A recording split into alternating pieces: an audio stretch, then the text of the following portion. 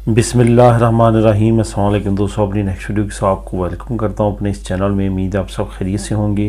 तो चलते हैं आज की अहम न्यूज़ की जानब।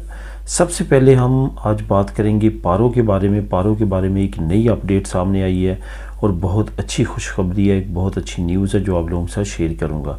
उसके बाद रेजिडेंसी कार्ड जो स्पेन के हैं, इस पर भी एक अहम कानून पे अमल दरामद शुरू हो चुका है। इस पे तफसीली बात करेंगे।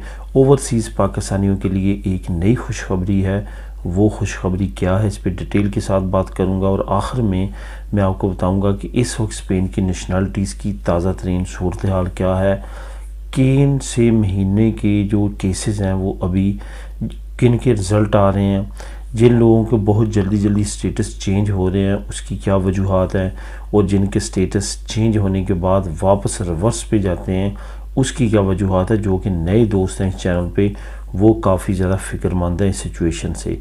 इस पे बात करेंगे वीडियो के आखिर में। सबसे पहले पारो के बारे में बात करते हैं। ना सिर्फ स्पेन, ना सिर्फ यूरोप, बल्कि पूरी दुनिया में इस वक्त इन्फ्लेशन जो है वो अपनी बुलंदियों को छू रही है। यानी कि बहुत ज़्यादा महंगाई हो चुकी है।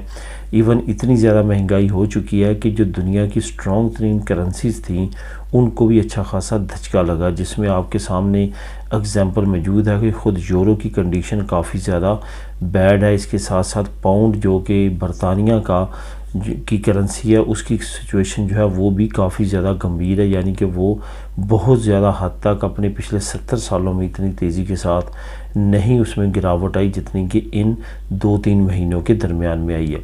इसमें मुख्तलिफ फैक्टर हैं। जैसा कि आप जानते हैं यूरोप में इस वक्त एक कोने में जंग छिड़ी हुई है जिसमें रशिया और यूक्रेन दोनों मालिक आमने सामने हैं। दूसरी तरफ अगर देखा जाए तो कोरोना के बाद रीसाइकलिंग का टाइम था, रिसेशन का टाइम था, लेकिन उसी वक्त एहन पे ये जो जंग शुरू हुई है इसकी वजह से काफ़ी ज़्यादा मनफी असरात पड़े हैं तमाम दुनिया की माशियत पे और ख़ास तौर पे यूरोप की माशियत पे।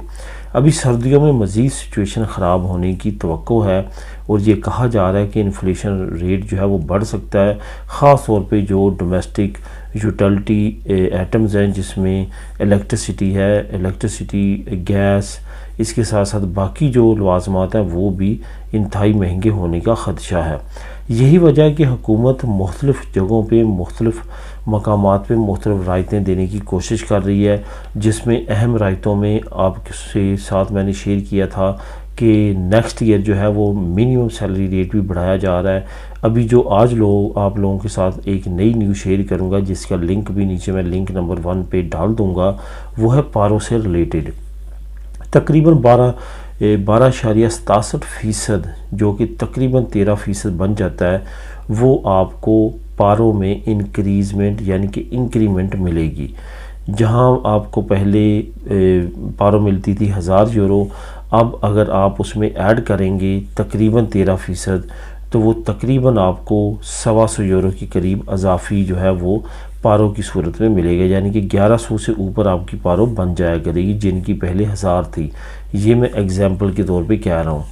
तो आने वाले वक्त में पारो जो भी अप्लाई करेगा उसकी इंक्रीमेंट हो जाएगी। लेकिन ये याद रखें ये 2023 के लिए कानून है। अभी ये जो 2 महीने, आज 31 अक्टूबर है, अभी 2 महीने रहते हैं इस साल के, इसमें अगर आप अप्लाई करेंगे तो ये रूल इम्प्लीमेंट नहीं होगा। आपको वही पारो मिलेगी जो ऑलरेडी राइज है। ये जो कानून है जो इंक्रीमेंट का वो लेके आए हैं ये 2023 में इम्प्लीमेंट होगा और उसके बाद जो है इनको इस कानून के मुताबिक पारो मिलेगी। अब रेजिडेंसी कार्ड की बात करते हैं। रेजिडेंसी कार्ड के पे हमने पहले काफ़ी बात की है, जिसमें ख़ास तौर पे जो अरागो फॉर्मेशन है जब से वो अनाउंस हुई है उसके बाद काफ़ी ज़्यादा दोस्तों के कमेंट्स आए। चंद एक वीडियो मैंने इस पर बात की है। मज़ीद इसको डिटेल के साथ बात करने की ज़रूरत है क्योंकि बहुत सारे दोस्त ऐसे हैं जो काफ़ी ज़्यादा कन्फ्यूजन का शिकार हैं। अभी अरागो फॉर्मेशन का जब कानून अनाउंस हुआ तो इसमें ये भी कानून अनाउंस किया गया कि जब किसी भी इमिग्रेंट की 1 साल की रेजिडेंसी, ये दोस्तों याद रखें, जो पहले साल की रेजिडेंसी होती है वो आपकी टेस्टिंग होती है।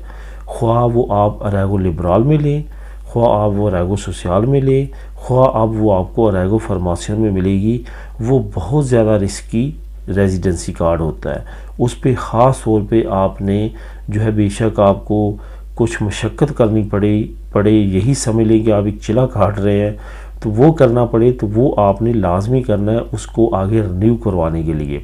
अब पिछले दिनों में यहाँ पे एक कमेंट मुझे याद आया जो आपको रहनुमाई देगा। एक दोस्त ने कमेंट किया कि मेरे पास पहली 1 साल की है और मैं 3 महीने मेरा कॉन्ट्रैक्ट क्या उन लोगों के पास चल सकता है जिनसे मैंने अब कॉन्ट्रैक्ट लेके पेपर लिए हैं रैगो के, या मुझे ज़्यादा अरसा चलाना पड़ेगा। देखें बाई लॉ तो आपको 1 साल उन्होंने इंडेफिनिट कॉन्ट्रैक्ट दिया है, यानी कि 1 साल तक वो निकाल नहीं सकते। ठीक है, अगर वो पहले आपको निकाल देते हैं तो आपके डॉक्यूमेंट भी रिस्क में जाएंगे और वो भी आइंदा किसी को कॉन्ट्रैक्ट जब देंगे तो उनसे पूछा जाएगा कि आपने पहले जो कॉन्ट्रैक्ट दिया था वो मुद्दत से पहले बंदे को निकाल दिया। ठीक है, ये अब आपने जहन में रखना है। अगर खुदा न खास्ता आप चेंज करना चाहते ही हैं, कम से कम 6 महीने उसके साथ काम करें, वो टैक्स आपका दे कम से कम 6 महीने, उसके बाद वो ना आपको निकाले। आप खुद काम छोड़ के आज किसी जगह पे काम छोड़ा, अगले दिन किसी और जगह पे कॉन्ट्रैक्ट करवा लें।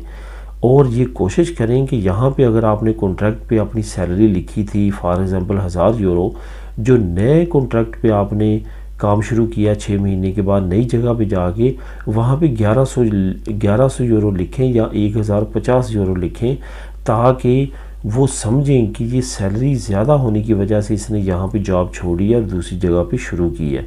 ये आपको तमाम कानूनी जवाज़ मिल जाते हैं और आप रिस्क से निकल जाते हैं। रेजिडेंसी कार्ड की बात कर रहे थे कि 1 साल की जब मिलती है तो फिर हम अप्लाई करते हैं तो 2 साल की मिलती है, फिर अप्लाई करते हैं तो 2 साल की मिलती है। लेकिन अभी आपके साथ मैंने रैगो फार्मासियोन के जब अनाउंस हुआ कानून, तो उस वक्त हमने आप लोगों के साथ शेयर किया था कि अब जो 1 साल की जैसे ख़त्म हो गया कि 2 साल की बजाय 4 साल की रेजिडेंसी कार्ड आपको मिलेगा। ये बिल्कुल हकीकत पे मबनी है। ये ना सिर्फ अरैगो लिबराल, अरैगो सोशल, अरैगो फार्मासियोन, अरैगो फैमिलियार, बल्कि स्टूडेंट्स के लिए भी शुरू हो रहा है। स्टूडेंट जो यहाँ पे स्टडी कंप्लीट कर रहे हैं वो उनको भी जो है वो पहले 1 साल की मिलने के बाद आगे उनको 4 साल की रेजिडेंसी कार्ड मिलेगा। तो ये एक बहुत बड़ा बेनिफिट है जो कि आने वाले इमिग्रेंट को मिलेगा और इससे वो काफ़ी ज़्यादा फ़ायदा उठा सकते हैं।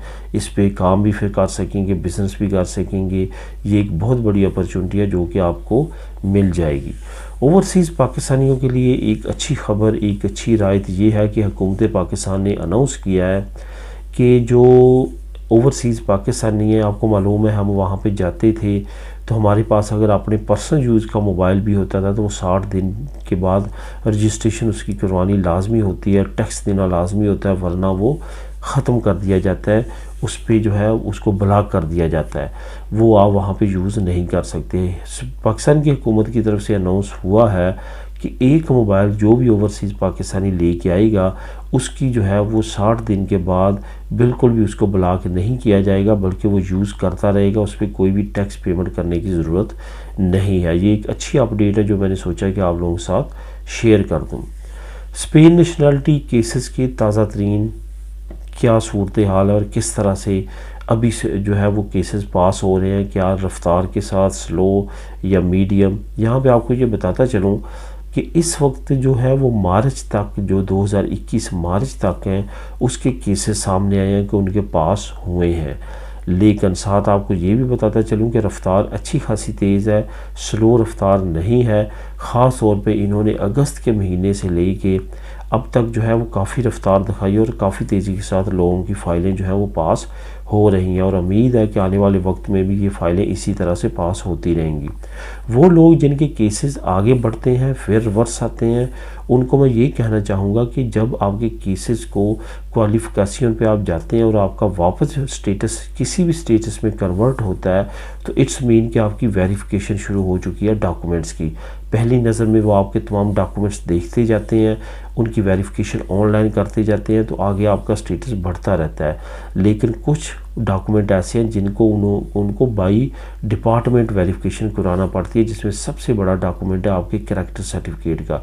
आपका स्पेन का करैक्टर सर्टिफिकेट और आपका फॉरेनर जिस मुल्क से भी है उसकी वेरिफिकेशन वो बाई डिपार्टमेंट करवाते हैं। तो उसके लिए कुछ टाइम लगता है, 3 महीने भी लग सकते हैं, 2 भी लग सकते हैं, 4 भी लग सकते हैं। तो उस टाइम पीरियड के दौरान आपका स्टेटस जो है वो इस सिचुएशन में रहता है। इस वजह से इस चीज़ को देख के आपने परेशान नहीं होना, बल्कि ये एक अच्छी अलामत होती है। इसके 2 या 3 महीने के बाद आपकी नेशनलिटी अमूमन तौर पे पास हो जाती है। अगर खुदा न खास्ता 2 से 3 से 4 महीने तक आपकी नेशनलिटी पास नहीं होती तो फिर आपको मज़ीद वेट करना नहीं चाहिए, आपको रिकोर्स करनी चाहिए जैसे ही आपका साल मुकम्मल होता है आपकी रेजिडेंसी जमा करवाए हुए। तो दोस्तों ये थी आज की अहम न्यूज़ और इन्फॉर्मेशन। मिलेंगे नेक्स्ट वीडियो में नई अपडेट्स के साथ। अल्लाह हाफिज़।